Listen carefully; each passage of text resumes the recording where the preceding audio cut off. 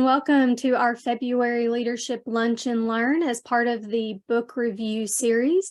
I'm Julie Robinson with the University of Arkansas System Division of Agriculture Cooperative Extension Service. We're so glad that you have joined us during your lunch break and to learn a little bit more about one of the more well-known leadership books that is going to be presented to us by Cheryl Newberry.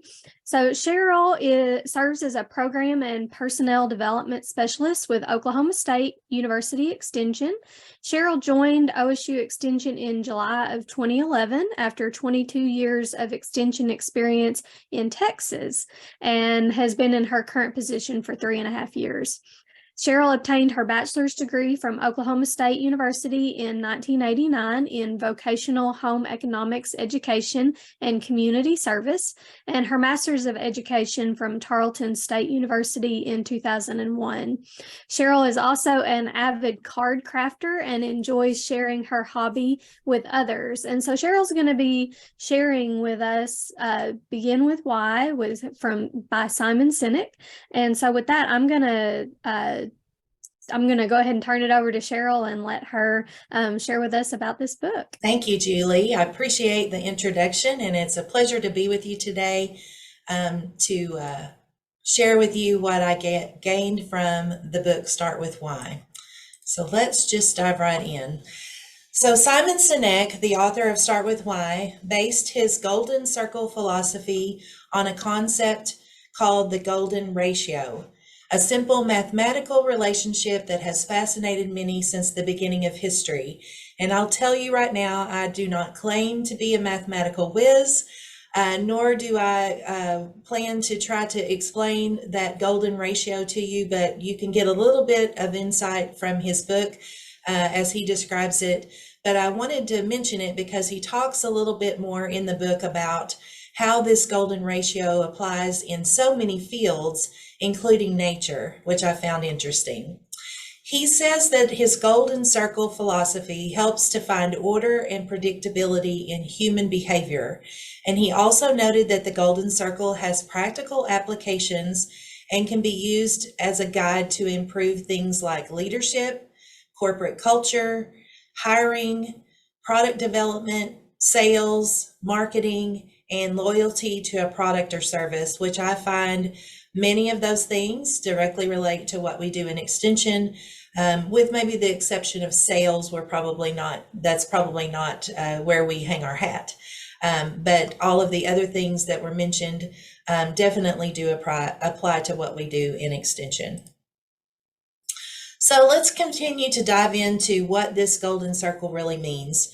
So he starts by defining each of the parts of the circle, and we're going to start with the outermost ring, which is what? And he says that this is the actual product or service that's provided by a company. It's the tangible thing that people can either physically hold, touch, or use.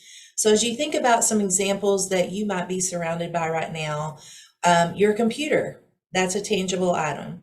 That you're watching this webinar on, or your device, whether that be a phone or a tablet. The shoes you're wearing, that's a tangible thing. What about that lunch you're eating right now? Did you purchase that from a store, or is it something that you made from groceries that you had at your home?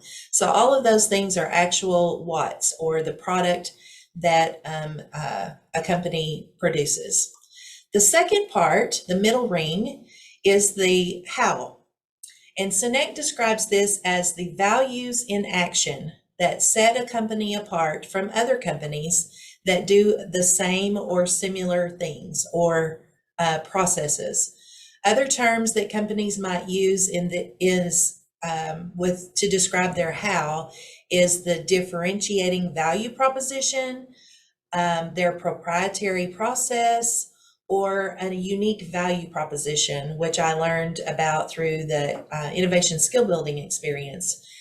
We use that unique value proposition to define what our project is. So what does the product or service have that is different from other companies that do something similar? That's what differentiates companies from one another, is the how they do it. So as you think about your own habits or behaviors, is there a product or service that you intentionally choose over another brand? So we're going to open the chat, and I want you to think about one particular example, your computer operating system. Do you use or prefer an Apple product? Do you prefer a Microsoft Windows product or a Google Android product? And I'm going to give you just a second to type your response in the chat, and Julie's going to tell us how things shake out. All right, go ahead and enter those in the chat, and I'll actually share my own. So for my laptop computer operating system, I prefer Microsoft, but then for my phone, I prefer Apple. But we've got folks that prefer Apple or Android, and with the exclamation marks, they're pretty strong about that feeling. Same, Jennifer Dunn said Apple iPhone, but Microsoft computer. I'm down for that.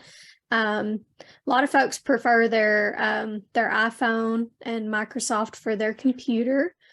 And yeah, so pretty good mix, but definitely looking majority like iPhone users, but Windows on their computer. I'm 100% in the same ballpark as all of you with a phone that's iPhone and a computer that's a Dell, a Microsoft operating system. So yeah, definitely. So we have all just demonstrated those are the hows. The different types of operating system are examples of hows that are represented from different companies. So let's move to that inner circle, the why. So this is where Sinek says that few companies clearly articulate their purpose, cause, or belief clearly so that customers grasp that information and either agree or disagree with that why. He says that making money is not a why statement. It's a result of what, how, and why coming together and being in balance. He says most companies can clearly define what and how they do things, but have an unclear why statement for their foundation of existence. And he says companies who can clearly define the why provide a connection for customers to get behind, and everything they do is founded around that why statement. So Sinek was a speaker for a TED Talk in 2009 where he describes this concept of the golden circle using the example of Apple. And I want to show that video to you.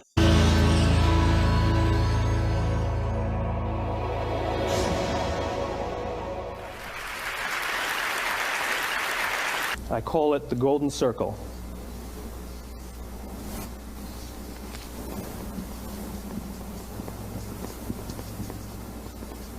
Why, how, what? This little idea explains why some organizations and some leaders are able to inspire where others aren't. Let me define the terms really quickly. Every single person, every single organization on the planet knows what they do, 100%. Some know how they do it, whether you call it your differentiating value proposition or your proprietary process or your USP. But very, very few people or organizations know why they do what they do. And by why, I don't mean to make a profit. That's a result. It's always a result. By why, I mean what's your purpose? What's your cause? What's your belief? Why does your organization exist? Why do you get out of bed in the morning? And why should anyone care? Well, as a result, the way we think, the way we act, the way we communicate is from the outside in. It's obvious. We go from the clearest thing to the fuzziest thing. But the inspired leaders and the inspired organizations, regardless of their size, regardless of their industry, all think, act, and communicate from the inside out. Let me give you an example. I use Apple because they're easy to understand and everybody gets it. If Apple were like everyone else, a marketing message from them might sound like this. We make great computers. They're beautifully designed, simple to use, and user-friendly. Want to buy one? Meh. And that's how most of us communicate. That's how most marketing is done, that's how most sales is done, and that's how most of us communicate interpersonally. We say what we do, we say how we're different or how we better, and we expect some sort of behavior, a purchase, a vote, something like that. Here's our new law firm. We have the best lawyers with the biggest clients. We have, we always perform for our clients, do business with us. Here's our new car. It gets great gas mileage. It has, leather seats. Buy our car. But it's uninspiring. Here's how Apple actually communicates. Everything we do, we believe in challenging the status quo. We believe in thinking differently. The way we challenge the status quo is by making our products beautifully designed, simple to use, and user-friendly. We just happen to make great computers. Want to buy one? Totally different, right? You're ready to buy a computer from me. All I did was reverse the order of the information. What it proves to us is that people don't buy what you do, people buy why you do it. People don't buy what you do, they buy why you do it. This explains why every single person in this room is perfectly comfortable buying a computer from Apple. But we're also perfectly comfortable buying an MP3 player from Apple, or a phone from Apple, or a DVR from Apple. But as I said before, Apple's just a computer company. There's nothing that distinguishes them structurally from any of their competitors. Their competitors are all equally qualified to make all of these products. In fact, they tried. A few years ago, Gateway came out with flat screen TVs. They're eminently qualified to make flat screen TVs. They've been making flat screen monitors for years. Nobody bought one. And Dell came out with MP3 players and PDAs. And they make great quality products, and they can make perfectly well-designed products, and nobody bought one. In fact, talking about it now, we can't even imagine buying an MP3 player from Dell. Why would you buy an MP3 player from a computer company?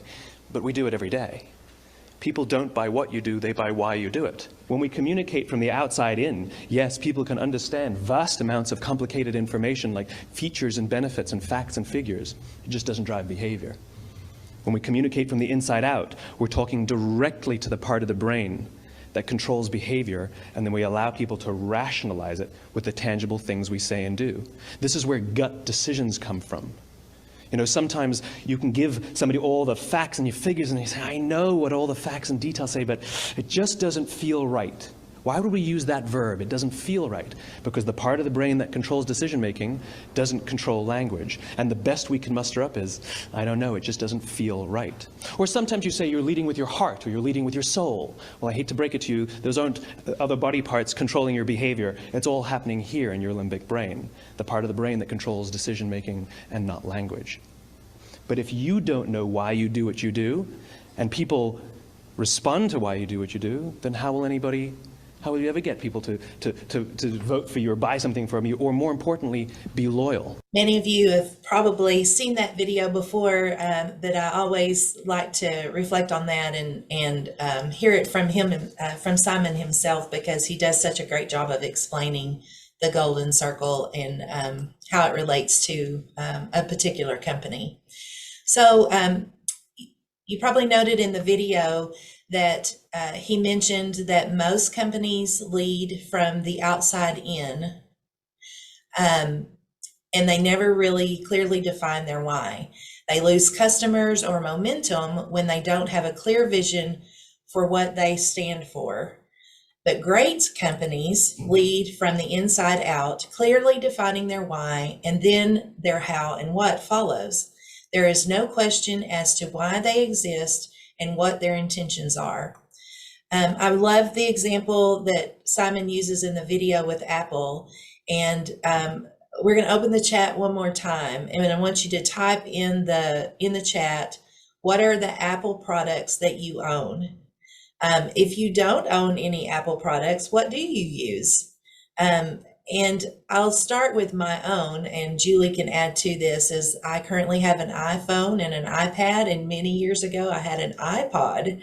So going back a few years, did you have one of those as well? Yeah, so I definitely had an iPod. I currently have an iPhone and iPad. I've got some folks have got an iWatch, iPhone, iPod. Or do you call it an iWatch? But they've got the watch. But other people have got Samsung and Surface Pro, so they're very much a Windows and Microsoft. And then other yeah, other folks have mostly got iPhones, iPads, and an Apple Watch. Oh, and AirPods. Yeah, that's another Oh, one. yeah, AirPod. Yep. I have those right here on my desk too. So I forget about those being Yeah. an Apple product as well. So yeah, thank you. I appreciate y'all contributing that. So we've all bought into a specific brand. We've bought into that why statement. Just using that one example of Apple, and you all probably could bring some others to the table as well. But he says that customers don't buy what you do, they buy why you do it.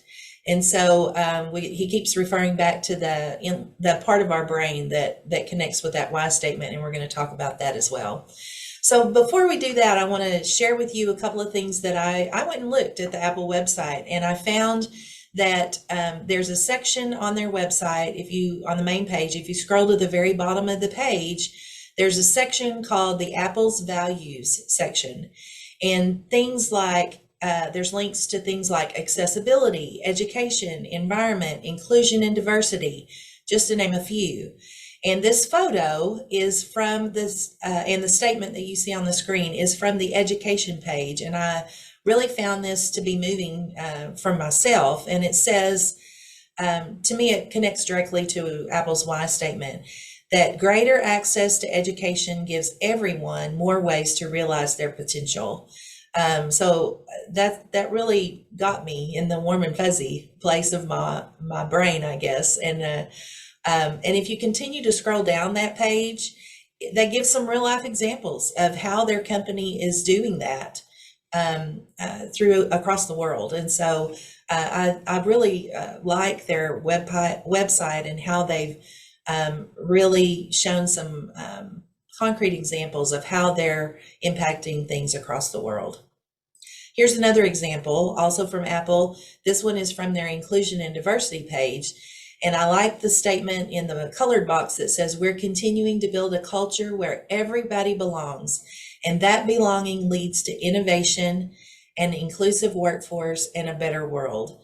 Again, appealing to that, those feelings, not necessarily other parts of our brain. And so those are powerful statements, and they really connect us to that why of that company. Sinek also talks about 2 ways that to influence human behavior, which also is a way that we attract customers, and that is done through inspiration and manipulation. He says most businesses use manipulation in some shape, form, or fashion, whether that be in pricing, promotions, using fear, aspirations, peer pressure, or novelty. He notes that regardless of the type of manipulation, these are short-term solutions and often lead to cycles of repeated manipulations, and this impacts long-term profitability. When we focus on influencing human behavior through inspiration, we're more closely connected to a strong why statement that appeals to a specific part of our brain. And now we're going to take a look at that, how he connects the brain to the golden circle. He starts by saying that it's a matter of biology. When our why connects to people, we are connecting to the brain. And he describes that the outer circle of the golden circle, the what, more closely resembles or is connected to the neocortex part of our brain. And this is the part of our brain that simply processes information. It's the processor. It's responsible for all of our rational and analytical thought and behavior. It allows a vast amount of information, of facts and figures, but it doesn't drive our behavior. The limbic brain is where the why is connected. He says that the limbic brain is responsible for our feelings like trust and loyalty. And this area of the brain is responsible for all of our human behavior and our decision making. And he mentioned this in the video and talked about how that was important in building a why statement and making that connection to this part of the brain. So we want to be around people and organizations who are like us and share our beliefs. When companies start with why, They can clearly articulate what they believe, and they will tap into our innate drive to buy those products as symbols of our values and beliefs in their company, and that we're aligned with those beliefs of that company. They make us feel special, like we belong to something bigger, and we feel a sense of tribe affiliation with others who have bought the same products. So all of us who put in the chat a while ago that we were Apple users, there's some tribe affiliation there. We can ask each other for help when we can't get our phone to work properly, or our AirPods, the battery goes dead and we need a charger right quick. So we have that tribe affiliation because we've purchased the same brands. He also mentions these concepts of clarity, discipline, and consistency as they relate to the parts of the golden circle. He says that why, the clarity of why, is you have to know what, let me start that over. You have to know why you do what you do. When a leader can articulate why they exist, not just what they do, people will connect with that and they will want to buy into what that company is selling. Next, he talks about the discipline of how. Discipline refers to sticking to the how of the organization and making sure employees are accountable to the guiding principles. They will help to enhance the organization's ability to capitalize on its natural strengths. Values or guiding principles need to be action verbs so that people know how to act on them. And we're going to talk about those action verbs in a second. And lastly, he mentions that consistency of what refers to everything you say and do has to prove what you believe. Your belief is your why. Therefore, the hows and the actions you take to realize that belief are things like the products, the services, the marketing, the PR, the culture, whom you hire. All of these things are what's, and they should be consistent with the why statement. I love that he talks about authenticity and how it matters. The research shows that people believe in companies that are authentic. And when a company is authentic, the golden circle is in balance. Everything you do and say, you actually believe. Not just the leadership, but employees as well. It has to encompass the whole company believing in that why statement in order for things to be successful. He continues to stress over and over the order of the balance is what keeps companies viable. If you start on the inside with why, then the how and what will follow. This is a list of verbs that I actually received when I went through the online live online course, Start With Why, that Simon Sinek's company offers periodically throughout the year. And I really liked having this document because it was a great tool to use as we went through the activities to help us develop our own personal why statement. But I want you to think about it from the perspective of extension. And we're opening the chat again for you. And I want you to look over this list. And in the chat, I want you to type 1, 2, 3 terms that you feel best characterize Extension's mission. What is it that we do well that's on this list? That's a big ask. There's a lot to choose from here. It is. It's a big list. All right, we've got facilitate and serve, reach, cultivate, connect, educate, improve. Those are all, I agree with all those. Motivate, solve, empower, inspire, assist and create and foster, catalyze. Yeah. Awesome. Yeah, there's a lot of terms on there that I also felt could describe what we do in Extension. Depends on what niche you're in or what you work on personally that appeals to you the most. And that's the way a why statement is developed, is which of these terms describe you? and how you feel and what difference you want to make in this world. And so I really liked having this as a tool to use as I built my own personal why statement. So thanks for sharing that information. A couple other things that he pointed out, there was a chapter on trust, and he says trust begins to emerge when we see that people and organizations are driven by reason that go beyond the self-serving.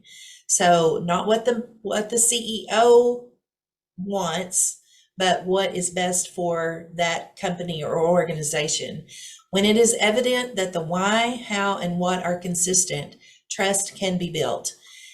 Trust is a feeling.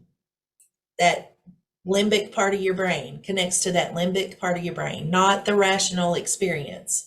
And he uses an example of Continental Airlines, which I loved this example, and I want to share it with you, that in the 80s, late 80s, Continental was considered the worst airline in the industry. And they brought in a new CEO in 1994 named Gordon Bethune, and he changed the culture of the company, starting with making the executive offices on the 20th floor an open door policy. Whereas before, with the previous CEO, it was locked down tight. Only a few people had keys to that particular area, and it was not welcoming. People didn't get in. He also asked 40 of the top 60 executives to leave because they were unwilling to get on board with the new direction Bethune was headed. Everything Bethune talked about was in terms of how it benefited employees, not himself. And he was never afraid to get in the trenches and load bags, work the ticket counter or other jobs so he could get to know employees, understand their jobs, and he incentivized on-time flights for all employees by instating a policy that for each month Continental ranked in the top 5 of on-time arrivals, every single employee would receive a $65 bonus, not in addition to their check, but a separate check, which made it more significant because it was a bonus and it stood apart from their normal paycheck. And in 1994, that was a nice little addition on a monthly basis if they maintained it. And that amounted to $2.5 million in expenses for the company, which was an investment in those employees, compared to a cost when they didn't meet that goal. It would cost the company $5 million in costs when flights were late and the company had to put passengers up overnight. So what a great savings and an investment in their employees.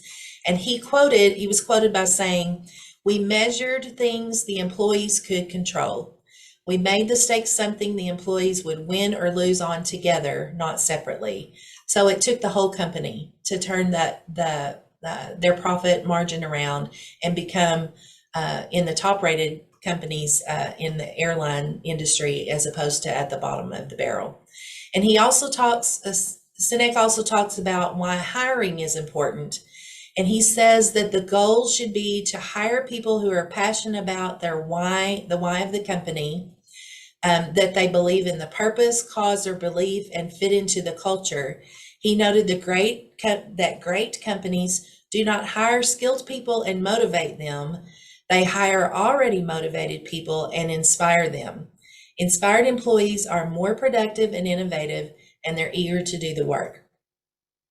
And the last thing is he discussed the law of diffusion of innovation and how that related to the why statement. And we'll look at that on the next slide.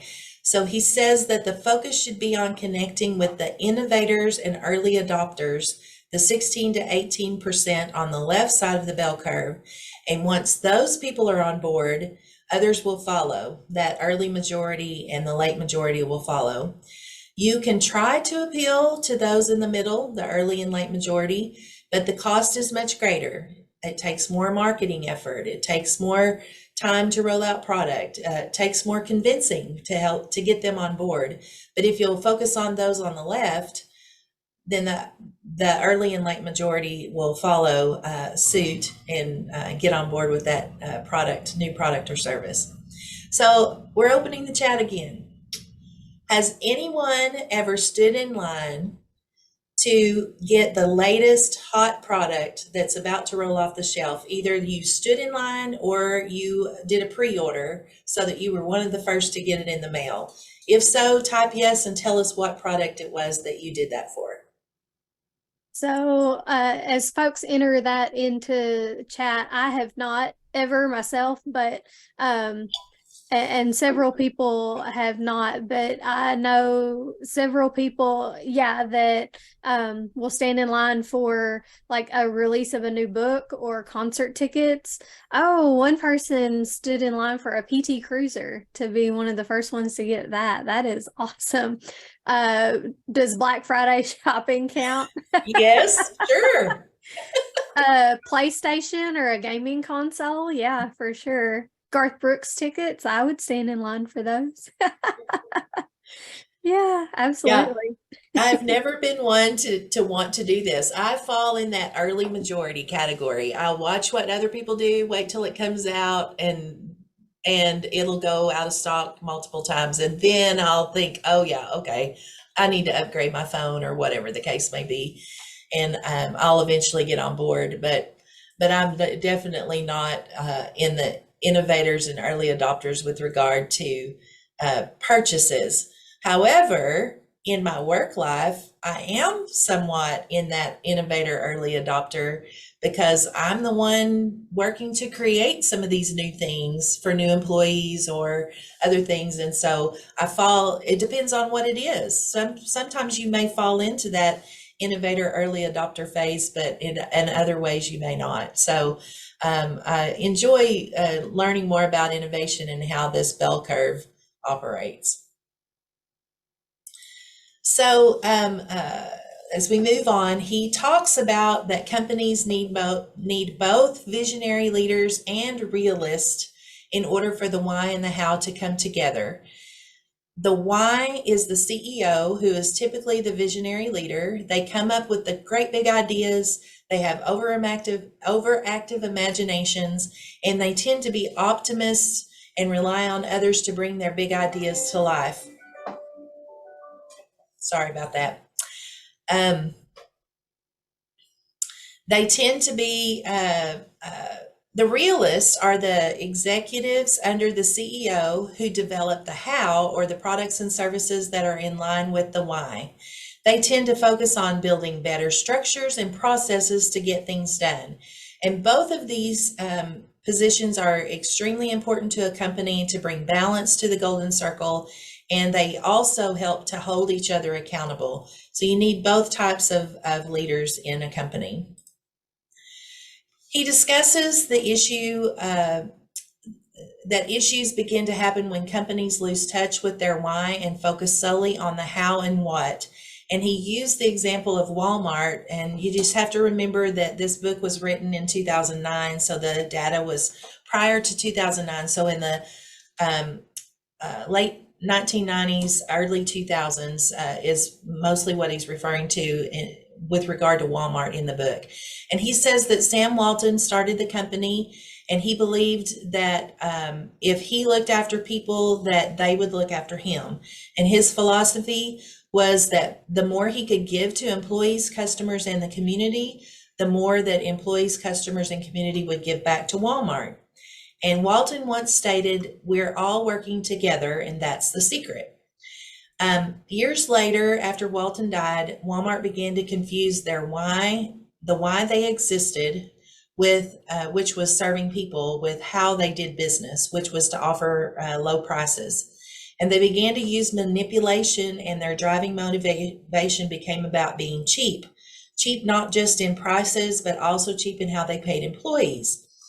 And there were many lawsuits that were filed up through 2008, which was the data that was available when the book was written, that Walmart had 73 class action suits against them related to wage violations, and had already paid millions in past judgments and settlements at that time.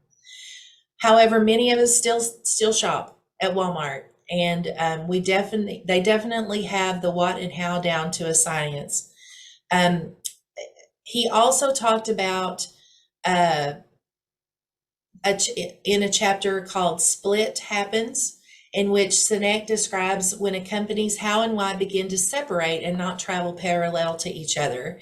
And this often happens when a CEO who developed the why statement for the company leaves and his successor does not buy into that why statement, or they develop their own philosophy on which the company should be moving. And they tend to focus only on the how and the what and get away from that why statement. And he gave some examples throughout the book, like Walton and Walmart, Bill Gates and Microsoft, Steve Jobs and Apple. And he says that if the why is not verbally shared and instilled in the company culture, then there really isn't a succession plan for the new leader to come in and pick up where the predecessor left off. And this is what sometimes causes decline in the company. He even mentioned that sometimes the CEOs go back to the company to try to fix it. He used examples of Gates and Jobs, both did that with their companies. And sometimes that is successful to get things back on track, while in other cases it may not work. The why can't be self-serving for the leader. It needs to clearly define the beliefs and values on which the company was founded, and those need to be carried out regardless of who the leadership is. So I felt guilty about talking negatively about Walmart. And so I went to their website, the corporate page, and this is what their current Walmart purpose on that particular tab states. And so I was glad to see that there's some things that were similar to what the examples that we saw on the Apple Apple website, that they're working to build a better world. So the words like sustainability, DEI, bringing communities together, helping customers save their hard-earned money, all of these things are things that appeal to our feelings and building trust with the customer and that company. So I was glad to see that they had a strong purpose on their website. So in the end of the book, he shares a story about an inspiring young man named Ben Coleman from South Carolina. Ben was a cross-country runner at Hannah High School in the early 2000s. He was a slow runner.